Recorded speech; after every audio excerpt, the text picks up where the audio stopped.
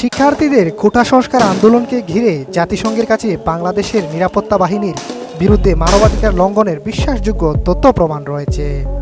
এছাড়াও আন্দোলনে নিরাপত্তা বাহিনী অতিরিক্ত বল প্রয়োগ করছে বলেও সংস্থাটির কাছে যথেষ্ট তথ্য প্রমাণ রয়েছে। যুক্তরাষ্ট্রের স্থানীয় সময় সোমবার জাতিসংঘ সদর দপ্তরে নিয়মিত সংবাদ ব্রিফিংয়ে এ তথ্য জানিয়েছেন জাতিসংঘ মহাসচিবের মুখপাত্র স্টিফেন ডুজারিক। সংবাদ ব্রিফিংয়ে প্রারম্ভিক বক্তব্যে জাতিসংঘ মহাসচিবের মুখপাত্র স্টিফেন ডুজারিক বলেন, বাংলাদেশের পরিস্থিতি নিয়ে জাতিসংঘ মহাসচিব গভীর উদ্বেগ প্রকাশ করছেন। মহাসচিব শান্তি ও সংযম দেখানোর আবারও আহ্বান জানিয়েছেন।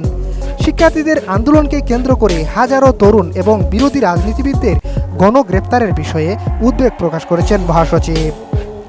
মতামত প্রকাশের স্বাধীনতা এবং শান্তিপূর্ণ সমাবেশের অধিকার চর্চায় যথাযথ প্রক্রিয়া অনুসরণের উপর গুরুত্ব দিয়েছেন তিনি। সেই সঙ্গে নিরাপত্তা বাহিনীর অতিরিক্ত বল প্রয়োগ এবং মানবাধিকার লঙ্ঘনে যে বিশ্বাসযোগ্য তথ্য প্রমাণ রয়েছে তা নিয়ে উদ্বেগ প্রকাশ করেছেন জাতিসংঘ মহাসচিব অ্যান্তোনিও গুতেরেস।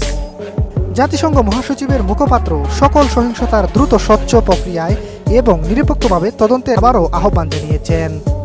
সেই সঙ্গে দায়ীদের বিচারের আওতায় আনারও আহ্বান জানিয়েছেন।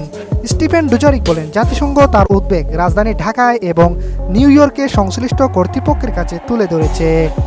জাতিসংঘের শান্তিরক্ষা মিশনে শীর্ষ সেনা পাঠানো দেশ হিসেবে আমরা আশা করি বাংলাদেশ মানবাধিকারের প্রতি সম্মান প্রদর্শন এবং তা সমুন্নত রাখবে।